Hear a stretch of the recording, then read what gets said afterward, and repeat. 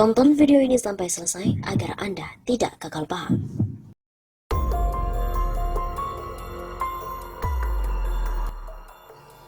DPR sukarela membubarkan diri.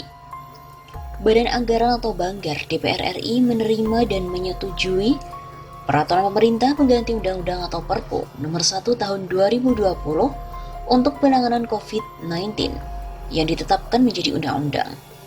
Ketua Banggar DPR RI Said Abdullah mengetok palu tanda menyetujui Perpu Nomor 1 Tahun 2020 menjadi undang-undang dalam rapat kerja secara virtual dengan Kementerian Keuangan dan Kementerian Hukum dan HAM pada hari Senin di Jakarta 4 Mei yang lalu.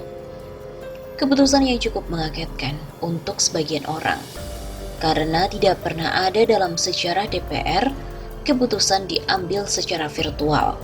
Karena kehadiran anggota sangat berpengaruh, apakah suatu keputusan diambil sudah memenuhi quorum ataupun tidak, sehingga memenuhi syarat keabsahan suatu keputusan.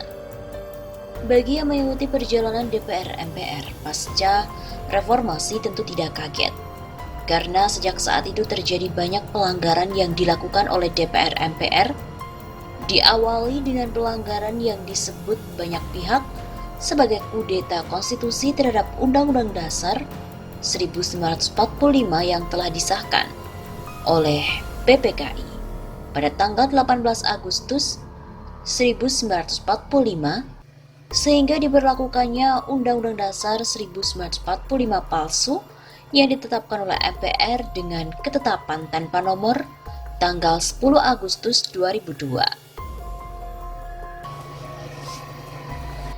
Negara Republik Indonesia segera berubah bentuk tanpa disadari oleh rakyat. Dari negara kebangsaan menjadi negara korporasi. Dari negara hukum menjadi negara kekuasaan. Dari negara kesatuan menjadi negara semi-federal. Dari sistem presidensial menjadi sistem semi-parlementer. Yang paling mendasar adalah berubahnya posisi MPR dari lembaga tertinggi negara menjadi lembaga negara tinggi biasa sejajar dengan lembaga negara lain. Sebagai pelaksana kedaulatan rakyat menjadi kedaulatan partai. MPR hidup, tapi tidak lagi punya roh. Bagai zombie, hanya menjalankan fungsi seremonial saja.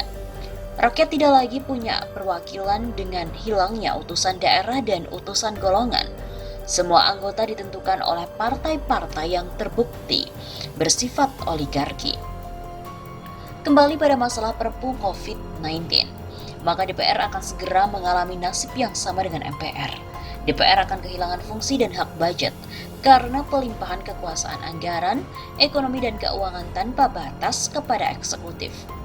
DPR juga kehilangan fungsi dan hak legislasi, karena eksekutif akan selalu mengeluarkan peraturan pemerintah pengganti undang-undang atau perpu, walau tidak dalam keadaan darurat yang memaksa secara sepihak tanpa melibatkan DPR. Keadaan ini bisa terjadi karena yang duduk menjadi anggota DPR MPR adalah para oportunis politik, para pemburu rente juga para pesohor yang hanya bermodal popularitas. Seorang anggota DPR MPR bisa masuk Senayan dengan menggelontorkan uang sebesar 30 miliar rupiah atas bantuan keuangan dari para bandar yang siap meremote kontrol anggota DPR MPR yang dibiayainya untuk melakukan apa saja demi kepentingannya. Jika sudah demikian serupa macan ompong, maka DPR hanya menjadi lembaga yang tidak mempunyai kekuatan apapun. Selain hanya menghabiskan anggaran karena fasilitasnya dan lembaga tempat para maklar proyek dan koruptor yang merancang korupsinya sejak penyusunan anggaran. Dengan kata lain, DPR yang dahulu sangat garang kalau ada kata bubarkan DPR, sekarang karena kebodohan dan niatnya yang jelek, malah bubar dengan sendirinya tanpa mereka sadari. Pada Senin 11 Mei, Komisi 7 DPR RI justru telah mengagendakan rapat kerja pengambilan keputusan rancangan undang-undang minerba, mineral dan batu bara. Rapat diadakan secara protokol waspada COVID-19. Komisi 7 antara lain mengundang Menteri ESDM, Menteri Dalam Negeri, Menteri Hukum dan HAM, Menteri Perindustrian dan Menteri Keuangan. Adanya agenda Komisi 7 DPR RI tersebut terungkap dalam sebuah salinan surat undangan kepada seluruh anggota Komisi 7 pada hari Rabu 6 Mei. Terkait agenda Komisi 7 ini, cepatnya pembahasan RUU Minerba di DPR menjadi sebuah indikasi benarnya pernyataan Najwa Shihab paru-paru ini. Apa yang dilihat aneh oleh Najwa adalah di saat pandemi COVID-19, Senayan malah lebih prioritas menelurkan kebijakan yang tak terkait COVID-19. Contoh nyatanya adalah bagaimana begitu kencangnya panja RUU Minerba ingin mengesahkan menjadi undang-undang. Belakangan dilakukan kegiatan rapat kerja untuk persiapan pengesahan RUU Minerba menjadi undang-undang pada 11 Mei itu.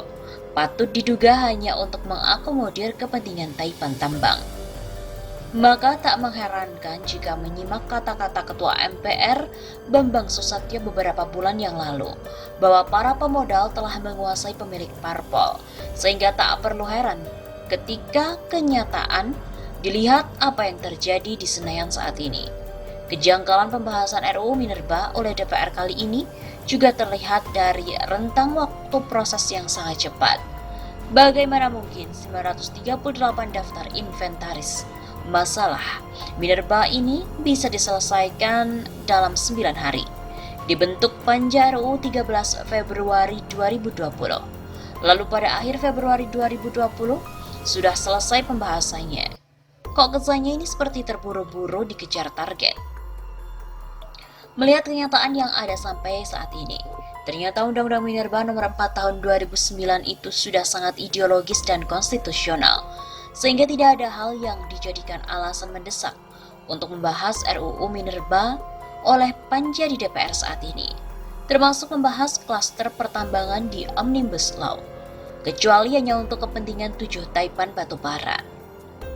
Jadi apa yang disampaikan Najwa Shihab dalam video tersebut sangat patut menjadi sebuah renungan Komisi 7 supaya bisa bertaubat kembali ke jalan yang lurus di saat bulan Ramadan yang penuh berkah dan ampunan, bukan malah marah-marah dan mengancam membongkar aib Najwa. Kritik Najwa adalah ekspresi suara rakyat di negara yang tertimpa musibah, dan DPR mesti apresiatif atau berkaca diri atas kritikan-kritikan tersebut. Tapi ya begitulah, namanya tipis kuping tak tahan kritikan. Entah kedunguan apa yang merasuki lembaga yang konon katanya mewakili rakyat ini. Kejadian soal pengambil alihan wewenang oleh eksekutif adalah sebuah bukti nyata bahwa DPR tanpa disadari telah membubarkan diri mereka sendiri.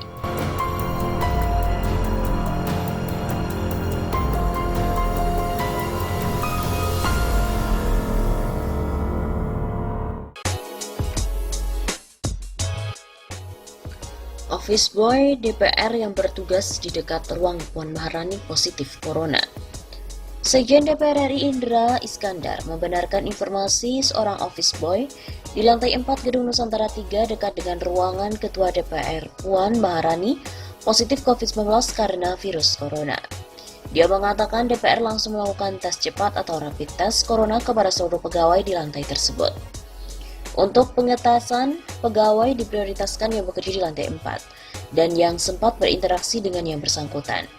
Begitu kata Indra saat dikonfirmasi pada hari Sabtu kemarin 4 April.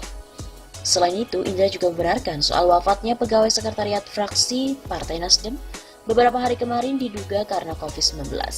Meski hasil laboratorium terkait corona yang bersangkutan juga belum keluar. Jadinya demikian, tapi hasil labnya kami belum dapat. Begitu lanjut Indra. Kesekretariatan Jenderal DPR lanjut Indra juga telah mengambil langkah cepat dengan melakukan rapid test kepada sejumlah rekan almarhum yang dirasa sempat berkontak dekat. Hasilnya dari 10 orang yang dites, 3 orang diantaranya dinyatakan positif, menunjukkan infeksi corona. Kami lakukan tes cepat kepada sekretariat fraksi Partai Nasdem dan hasilnya dari 10 orang yang dites, 3 diantaranya hasilnya positif. Begitu kata Indra. 4 pegawai di DPR dinyatakan positif COVID-19. Sekitar 4 pegawai di DPR yang terdiri dari 3 pegawai fraksi Nasdem dan seorang office boy di ruang pimpinan DPR diisukan positif COVID-19. Informasi ini diketahui setelah salah seorang kawan mereka meninggal saat perawatan COVID-19. Sekretaris Jenderal DPR Indra Iskandar membenarkan informasi tersebut. Indra mengakui kalau DPR sempat melakukan rapid test kepada 11 orang di fraksi Nasdem. Dari 11 orang, Indra membenarkan ada 3 orang positif COVID-19. 3 orang di hasil rapid test ada terlihat disebut positif karena garis 2 muncul di rapid test. Indra juga membenarkan kalau ada OB di lantai 4 Gedung Nusantara 3 di ruang pimpinan positif dari hasil rapid test. Kini DPR mendorong agar para pegawai yang positif untuk pemeriksaan lebih lanjut dan diminta isolasi diri. Indra juga membenarkan kalau ada pegawai yang meninggal dari fraksi Partai Nasdem, tetapi belum bisa dipastikan penyebab meninggalnya akibat COVID-19. Beliau meninggal saat masih dalam perawatan terakhir, masuk kantor sekitar tanggal 14. Kita sampai sekarang belum mendapatkan konfirmasi hasil lab. Kita minta mereka-mereka yang positif untuk diisolasi di rumah, melakukan tes lanjutan karena kalau positif bisa juga virus-virus lain, bisa juga seperti itu. Jadi belum tentu corona, harus ada tes lanjutan memastikan itu corona dengan hasil tes swab. Begitu tegas Indra.